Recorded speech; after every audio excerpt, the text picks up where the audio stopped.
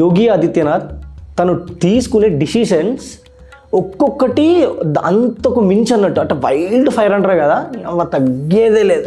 ఆ రేంజ్లో డిసిషన్స్ తీసుకుంటున్నాడు. రామ్ మందిర్ దగ్గర కానీ, మథుర దగ్గర కానీ, లేకపోతే యూపీలో ఉన్న టెంపుల్స్ ఎక్కడైనా కానీ దాని సరౌండింగ్లో 15 కిలోమీటర్స్ వరకు ఆల్కహాల్ కానీ నాన్ వెజ్ కానీ అసలు అమ్మడానికి లేదు అని క్లియర్గా చెప్పేసిండంట. ఇప్పుడు నార్మల్గా వేరే రిలీజియన్ వాళ్ళు మైక్స్ పెట్టి కానీ, ఆ పుంగాలు పెట్టి కానీ, టైం టు టైం వాళ్ళ ప్రేయర్స్ వాళ్ళు చేసుకోవడం కానీ అన్నీ నడుస్తున్నాయి.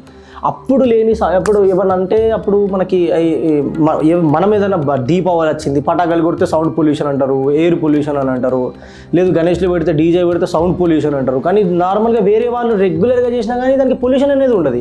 సరే మీరు అట్లా చేస్తున్నారు కదా, మిమ్మల్ని ఎందుకు మేము కించపరచడం అని చెప్పేసి యోగి గారు రివర్స్ గేర్ ఎట్లా వేసిండారంటే, ఇక వాళ్ళనైతే సౌండ్ స్పీకర్ పెట్టి దానికి ఎక్కువ సౌండ్ స్పీకర్లో పెట్టేయండి, కానీ మనది కూడా రోజు పొద్దున హనుమాన్ చాలీసా ఈయన వాడాలి ఇంకా అని చెప్పేసి పెద్ద పెద్ద టవర్లు వేసి దానికి పొంగలు పెట్టేసిందంట.